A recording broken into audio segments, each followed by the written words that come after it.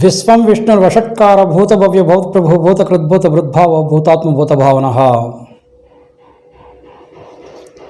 Very good afternoon to everybody. This is Srinivas working as a school assistant. My subject is physical science.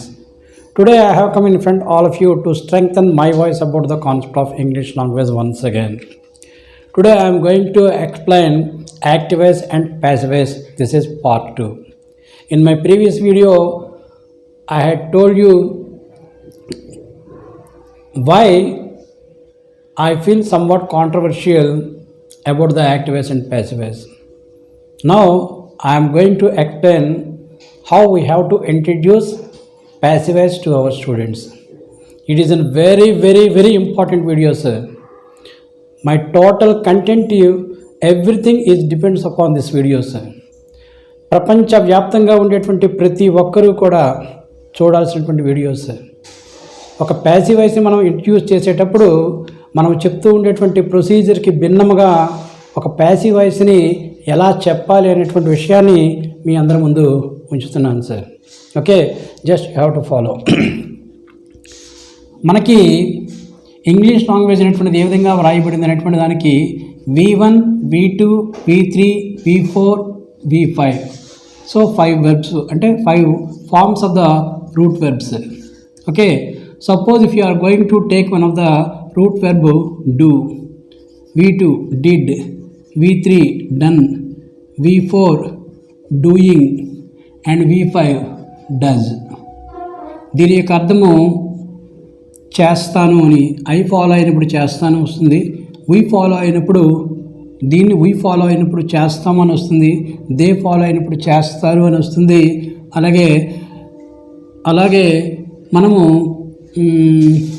He అనేటువంటిది follow అయినప్పుడు మాత్రం ఇక్కడ does అనేటువంటిది అంటే ఏంటి, ఈ యొక్క చేస్తాడు అనేటువంటి మీనింగ్ ఇది డైరెక్ట్గానే ఇస్తుంది సార్.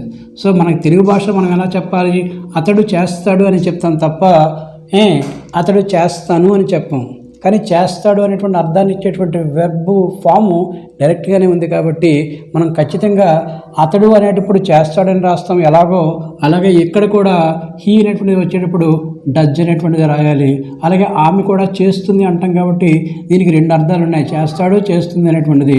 కాబట్టి షీ వచ్చినప్పుడు డజ్ వస్తుంది, అలాగే ఇట్ అనేటప్పుడు ఇది చేస్తుంది అని వస్తుంది కాబట్టి ఇది కూడా డజ్ వస్తుంది. అంటే ఇక్కడ డజ్ అనేటువంటి దాన్ని హీ అనేటువంటిది అనుసరిస్తుంది. ఓకే, ఇఫ్ హీ అనేటువంటిది ఏదైతే ఉందో ఈ హీ అనేటువంటిది డజ్ని ఫాలో అయితే, if it follows does, okay, then the meaning of does becomes చేస్తాడు. Okay, if it follows does అంటే ఈ యొక్క డజ్ని కానీ ఇది ఫాలో అయితే ఇట్ బికమ్స్ చేస్తుంది అనేటువంటి మీనింగ్ అనేటువంటి ఇస్తుంది. అంటే కర్తా హై అండ్ కర్తీ హై అనేటువంటి మీనింగ్ని ఇస్తుంది చెప్పాం. డిడ్ అనేటువంటిది ఇది పాస్ట్ టెన్స్ని తెలియజేస్తుంది.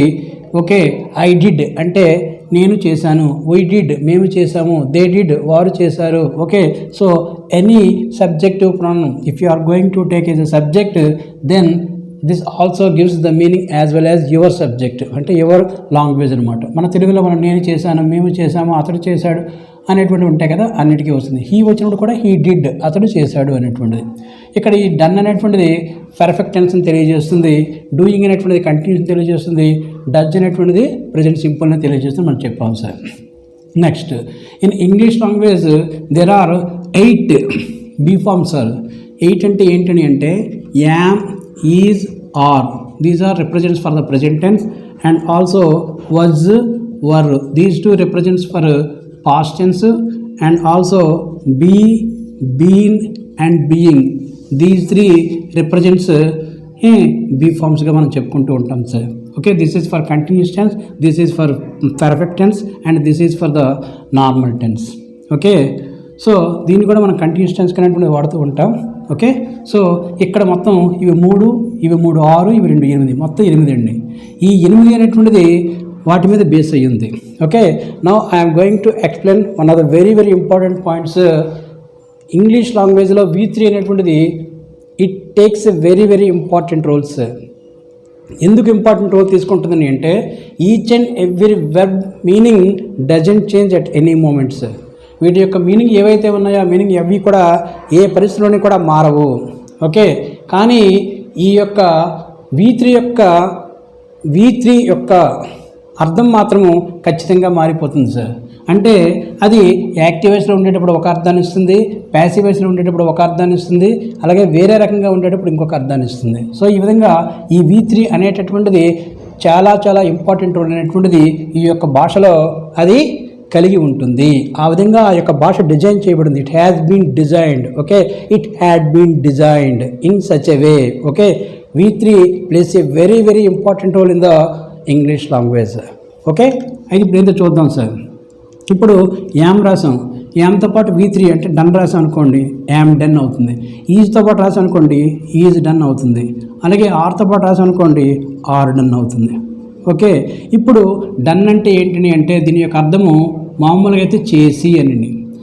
అదే మనకి యామ్ డన్ అనేటువంటిది వచ్చింది అనుకోండి, అప్పుడు ఈ యొక్క డన్ యామ్ అనేటువంటిది అనుసరిస్తుంది. అలాంటి అనుసరించేటప్పుడు దీని యొక్క మీనింగ్ ఏ విధంగా మారుతుంది అంటే చేయబడిగా మారుతుందండి, చేయబడి. ఓకే, ఇప్పుడు యామ్ డన్ అంటే చేయబడు, ఇక్కడ యామ్ అంటే ఉన్నాను అంటే చేయబడతాను. సపోజ్ ఐ రాసాం అనుకోండి అంటే నేను చేయబడతాను అనేటువంటి మీనింగ్ని ఈ భాష అనేటువంటిది ఇస్తుంది. ఓకే, అలాగే ఈజ్ డన్ అనేటువంటిది అనుకోండి చేయబడుతుంది. ఓకే, చేయబడుతుంది అనేటువంటి మీనింగ్ని ఈ భాష ఇస్తుంది. ఆర్ డన్ అంటే ఏంటని అంటే చేయబడతారు అనేటువంటి మీనింగ్ని ఈ భాష ఇస్తుంది. అంటే ఇక్కడ ఒక గుణింతాన్ని మనం ఇంట్రడ్యూస్ చేస్తున్నాం సార్. ఏ భాషకైనా సరే గుణింతం అనేటువంటిది చాలా చాలా చాలా ఇంపార్టెంట్. ఆ ఇంపార్టెంట్ అనేటువంటిది ఏంటని అంటే ఇక్కడ యామ్ డన్ అంటే ఇక్కడ ఈ డన్ యొక్క అర్థాన్ని దాని ముందు ఉండేటువంటిది మార్చింది సార్. ఇప్పుడు మనకి గుణింతం చెప్పుకునేటప్పుడు చూడండి, మనము కరేగా అన్నామండి. అంటే ఈ మూలపదం కర్ర అనేటువంటి దాని యొక్క అర్థాన్ని ఇక్కడ ఈ గా అనేటువంటిది ఫ్యూచర్ టెన్స్ ఇండికేట్ చేస్తూ దీని యొక్క అర్థాన్ని మార్చింది సార్. కరేగా అంటే ఏంటని అంటే చేస్తాడు అనేటువంటి అర్థం వస్తుంది సార్. అదే కరేగి అంటే చేస్తుంది అని వస్తుంది సార్. అక్కడ చేస్తాడు అనేటప్పుడు హీ వస్తుందా షీ వస్తుందా మనకు తెలుసు సార్. సో వాహ్ కరేగా అంటాం అంటే అతడు చేస్తాడు. అదే కరేగి రాసినప్పుడు కూడా వాహ్ అనే రాస్తుంది. ఎందువల్ల హిందీలో వాహ్ అంటే అతడు, ఆమె, అది అనే 4 అర్థాలు కూడా ఉన్నాయి కాబట్టి అప్పుడు ఆమె చేస్తుందని చెప్పాలంటే వాహ్ కరేగి అంటాం. అంటే కరేగి అనేటువంటి దాని ద్వారా అది స్త్రీలింగం అనేటువంటి విషయాన్ని మనకు తెలియజేస్తుంది. అలాగే అక్కడ గా అనేటువంటి గా గే గీ ద్వారా అది ఫ్యూచర్లో ఉందన్న విషయం తెలియజేస్తుంది. అలాగే ఇప్పుడు మనం సపోజ్ విల్ డూ అన్నాం అనుకోండి. సో ఇప్పుడు ఈ విల్ డూ అనేటువంటి దాంట్లో ఈ డూ యొక్క అర్థాన్ని ఈ విల్ మారుస్తుంది. అంటే ఇక్కడ ఐ వస్తే చేస్తాను అని, హీ వస్తే చేస్తాడు అని ఇలా మారిపోతూ ఉంటుంది. ఓకే, సో ఇక్కడ దీని యొక్క అర్థాన్ని ఇది మారుస్తుంది సార్. సో ఇప్పుడు మీరు పిల్లవాడికి ఏం చెప్పాలి అంటే ఒక గుణింతాన్ని ఇంట్రడ్యూస్ చేయాలి. సో ఇక్కడ ఈ యొక్క డన్ యొక్క అర్థం ఏ విధంగా మారుతుంది, చేయబడు అంటే ఏంటి, ఆ గుణింతం చెప్తే పిల్లవాడే అక్కడ ఏ అర్థం వస్తుందో వాడికే తెలిసిపోతుంది సార్. అంతేగాని ఒక భాష మనం నేర్పేటప్పుడు ప్రతి దగ్గర కూడా మనం దీని యొక్క అర్థం ఇది వస్తుంది, దీని యొక్క అర్థం ఇది వస్తుంది, దీని యొక్క అర్థం ఇది వస్తుంది అని మనం చెప్పడం అనేటువంటిది చాలా చాలా చాలా అసందర్భం సార్. అంటే ఇప్పుడు మనం ఒక వాక్యం రాసాం సార్, ఒక భాష నేర్చుకున్నాం, కొత్తగా ఒక వాక్యం వచ్చింది, ఆ వాక్యం యొక్క అర్థం అనేటువంటిది మనకు అక్కడ అటువంటి స్ట్రక్చర్ ఎక్కడా రాలేదు. ఓకే, దాని యొక్క అర్థం ఎవరో ఒకరు మనకు చెప్పాలి అనేటువంటి ఆలోచనతో మనం ఉంటే ఇంకెందుకు సార్ ఆ భాష నేర్చుకోవడం. ఓకే, సో మనం ఏ విధంగా సరే మన చిన్నప్పుడు మన తెలుగు అయినా సరే, హిందీ అయినా, ఇంగ్లీష్ అయినా సరే, తెలుగు అయినా హిందీ అయినా సరే మనం ఒక గుణింతమే నేర్చుకున్నాం. ఆ గుణింతం ద్వారా ఏ గుణింతం వచ్చినా కూడా, ఏ పదం వచ్చినా కూడా మనం దాని యొక్క ఆ యొక్క విధంగా మనం రాస్తూ ఉంటాం. ఓకే, అలాగే ఇప్పుడు ఇక్కడ చూడండి, ఇక్కడ వజ్జన్ రాసాం, వజ్ రాసి డన్ రాసాం అనుకోండి, వజ్ డన్ అంటే చేయబడింది. అలాగే వర్ డన్ అంటే చేయబడ్డారు. అదేవిధంగా బీ డన్ వచ్చింది అనుకోండి, బీ డన్ అంటే చేయబడుతుంది. ఇక్కడ బీ అనేటువంటిది కూడా. ఓకే, అలాగే ఇక్కడ మనం జనరల్గా ఈ బీ అనేటువంటిది ఎందుకంటే మనం చెప్తూ ఉంటామంటే బీ డన్ కూడా వాడతాం, అలాగే బీతో కూడా మళ్ళీ ఇంకా ఇది కూడా వాడుతూ ఉంటాం. అంటే బీ డూయింగ్ అంటే చేయిచు ఉంటాను. ఇక్కడ చూడండి, ఈ బీ డూయింగ్ అనేటువంటిది ఉంది కదా, ఇది మాత్రం ప్యాసివైజ్ కాదు సార్. మనకి ఎప్పుడు కూడా బీ తర్వాత V3 వస్తేనే అది ప్యాసివైజ్, అంతేగాని ఇది ప్యాసివైజ్ కాదు. ఇదేంటిది, ఇది continuous tense. Okay, so I will be doing అంటే నేను చేయించు ఉంటాను, యాక్టివైజ్. సో ఇక్కడ మనకు అర్థమైంది ఏంటండి అంటే మనం తీసుకునేటువంటి ఈ యొక్క 8 రూట్ వెర్బ్స్ ఏవైతే ఉన్నాయో వీటితో పాటు వి అనేటువంటిది వస్తే, అంటే ఇప్పుడు వీని ఈ యొక్క 8 వెర్బుల్లో ఏదో ఒకటి అనుసరించినప్పుడు మాత్రమే అక్కడ ఆ V3 యొక్క అర్థం మారుతుంది అనేటువంటి ఒక గుణింతాన్ని పిల్లలకి నేర్పాలి సార్. అది నేర్పితే మొత్తం మనం ఏ స్ట్రక్చర్ నేర్పక్కర్లేదు, అలాగే మొత్తం మనం ఏ స్ట్రక్చర్ని గుర్తుంచుకోవాల్సిన పని లేదు. మొత్తం పిల్లవాడి యొక్క హోల్ వర్క్ని మనము ఒక 10 నిమిషాల్లో కుదించేసిన వాళ్ళం అవుతున్నాం sir. It is very, very, very important point, sir. Across the world, each and every teacher also must have to implement. It has to be implemented, sir. This type of the teaching has to be implemented all over the world when you are going to teach active voice and passive voice to any one of the student in any one of the language, sir. So this is my sincere advice to the entire world, sir. Okay, ఇక్కడ ఈ ఒక్క కంటెంటే కాదు sir, ఇంకా చెప్పాల్సిన content అనేటువంటిది ఇంకా ఉంది. ఆ కంటెంట్ కూడా దీనికి మించి ఉంటుంది, కానీ అన్నిటికన్నా మించినటువంటి కంటెంట్ ఏంటి అంటే ఇదేనండి. ఓకే, సో ఈ విధంగా మనం చెప్తే ఆ తర్వాత మొత్తం సెంటెన్స్ అని వాడే రాసేస్తాడు సార్. ఇప్పుడు మనం భాష ఎలా వ్రాయబడిందో మీకు ఆల్రెడీ నేను చెప్పాను. ఏం చెప్పానండి? సపోజ్ ఇక్కడ I have done this work అని చెప్పాను సార్. అంటే ఏంటండి, దీని అర్థం పిల్లవాడికి తెలియాలి సార్, మనం చెప్పడం కాదు. ఇక్కడ అర్థం ఎలా వస్తుంది అనేటువంటి పిల్లవాడికి కూడా తెలియాలి. ఎలా వస్తుంది? ఐ అంటే నేను, దిస్ వర్క్ అంటే ఈ పని, ఇక్కడ ఆబ్జెక్ట్ ప్లేస్ ఉంది కాబట్టి ఈ పనిని చేసి ఉన్నాను. డన్ అంటే చేసి, ఇక్కడ హ్యావ్ అంటే ఇక్కడ అయ్యి ఉంది కాబట్టి ఉన్నాను అని వస్తుంది. కలిగి ఉన్నాను కలిగి అనేటువంటి. ఇప్పుడు మనం సవర్ణ దీర్ఘాన్ని చెప్పాను అనుకోండి సార్, అకార ఏకార ఒకారకి అవ్యాస పరమైనప్పుడు దీర్ఘము ఏకాదేశమును రావణ ప్లస్ ఈశ్వరుడు రావణాసురుడు అంటున్నాం. ఇప్పుడు రావణాసురుడు అనేటువంటిది సవర్ణ దీర్ఘాన్ని తెలిసిన వాడు ఒక్కడే రావణాసురుడు అని చెప్పడు సార్. వాడికి సవర్ణ దీర్ఘాన్ని తెలిసినా తెలియకపోయినా వాడు ఎలా పలుకుతాడండి అంటే రావణాసురుడనే పలుకుతాడు. ఓకే, సో ఈ విధంగా మనము ఇక్కడ ఇది చెప్తున్నాము. ఇప్పుడు మనకి ఇక్కడ దీన్ని చెప్పాలి, మన తెలుగులోనే మనం మార్చుకుంటాం, మన లాంగ్వేజ్లో మార్చుకుంటాం సార్. నేను ఈ పని చేసి ఉన్నాను, ఈ పని నాచే చేయబడినది అంటే పాస్ట్ టెన్స్, చేయబడినది అంటే పర్ఫెక్ట్, ప్రజెంట్ పర్ఫెక్ట్. కాబట్టి అప్పుడు మనం ఏం చెప్పాలి దీన్ని?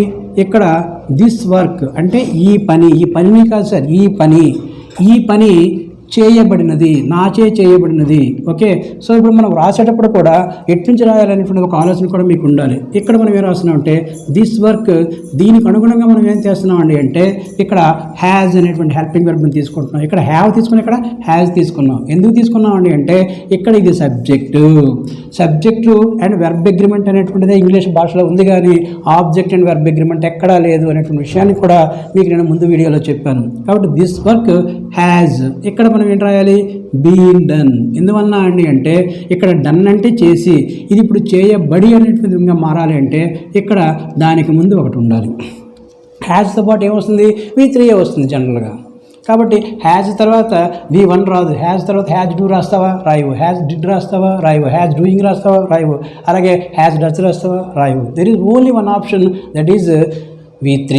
సో V3 అనేటువంటి బీ ఫామ్లో V3 అనేటువంటి బీ ఫామ్ అంటే బీన్, కాబట్టి బీన్ అక్కడ రాస్తాం. కాబట్టి హ్యాస్ బీన్ డన్ అంటే ఇప్పుడు దీని యొక్క అర్థం ఏ విధంగా మారింది? దీని యొక్క అర్థాన్ని ఇది మార్చింది సార్. ఓకే, అంటే బీన్ అంటే చేయబడి, ఇది ఉండి, ఇది ఉన్నది, చేయబడి ఉండి ఉన్నది అంటే చేయబడినది. సో దిస్ వర్క్ చేయబడినది. ఇప్పుడు మన ఎక్స్టెన్షన్ ఏంటి? మై వర్క్ అంటే దిస్ వర్క్ బై మీ అన్నమాట. దిస్ వర్క్ ఈ పని నాచే చేయబడి ఉండి ఉన్నది. Very simple sir. అదే ఇప్పుడు సపోజ్ ఇక్కడ ఐ హ్యాడ్ అన్నా అనుకోండి, I had done this work అన్నా అనుకోండి, అప్పుడు మనం ఇక్కడ రాస్తాం this work had been done by me అంటే ఈ పని నాచే చేయబడి ఉండింది ఎప్పుడు అప్పటికి. Okay, that the work has been done before he came, అతను రావడానికి ముందే అనమాట. ఇక్కడ భాష అనేటువంటిది చెప్పుడు కూడా ఇక్కడ కూడా చెప్తున్నాను చూడండి సార్. ఇక్కడ ఇలా రాయాలి. ఏంటి రాయాలి? This work had been done before he came అంటే ఇక్కడ చూడండి, ఇక్కడ ఇది కంజంక్షను అంటే ఇక్కడతో వాక్యం స్టార్ట్ అవుతుంది. అతడు రావటానికి ముందే, చూడండి ఇక్కడి నుంచి స్టార్ట్ అయింది, అతడు రావటానికి ముందే ఈ పని చేయబడి ఉండినది అని. ఇది భాష. అంతేగా మనం ఏం చెప్తున్నాం? ఈ ముందు ఇది చెప్తున్నాం సార్.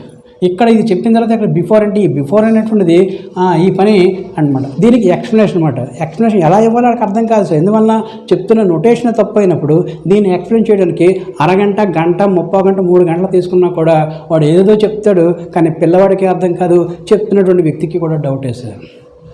ఓకే, అసలు భాష ఎలా వ్రాయబడిందో చెప్పకుండా భాషను బోధించడం అనేటువంటిది నిజంగా ridiculous sir. Okay, so this is my point. ఇప్పుడు మీరు యాక్టివైజ్ పాసివైజ్ అనేది మీరే నేర్చుకుంటారు సార్. మీరు తట్టడు స్ట్రక్చర్స్ అనేటువంటి చెప్పాల్సిన అవసరం లేదు సార్. సో ఇక్కడ మీరు ఒక పిల్లవాడి మీద పెట్టినటువంటి 100 కేజీల యొక్క బరువుని మీరు సింపుల్గా 1 కేజీ చేసేస్తారు సార్. ఓకే, సో ఇప్పుడు పిల్లవాడు వాడికి నచ్చిన సెంటెన్స్ వాడే రాస్తాడు, వాడు సొంతంగా వాడు వాక్యాలు రాయగలుగుతాడు, వాడికి ప్రతిదీ అర్థమైంది. So this is the teaching of language. అలాగే మనము హిందీ చెప్పినప్పుడు కూడా ఒక లాంగ్వేజ్ ఇంకో లాంగ్వేజ్ మనం చెప్పేటప్పుడు అది క్లియర్గా అర్థమయ్యే విధంగా పిల్లవాడికి చెప్పాలి. ఓకే, సో నా యొక్క కంటెంట్ మీ అందరికీ కూడా అర్థమైంది అనుకుంటాను. Okay, so thank you so much to each and every one. And remaining content also will be very good sir. ఆ కంటెంట్ కూడా మీకు అందరికీ అందిస్తాను. Thank you. జ్ఞానానందమయం దేవం నిర్మల స్ఫటికాకృతం ఆధారం సర్వ విద్యానం హయగ్రీవం ఉపాస్మహే.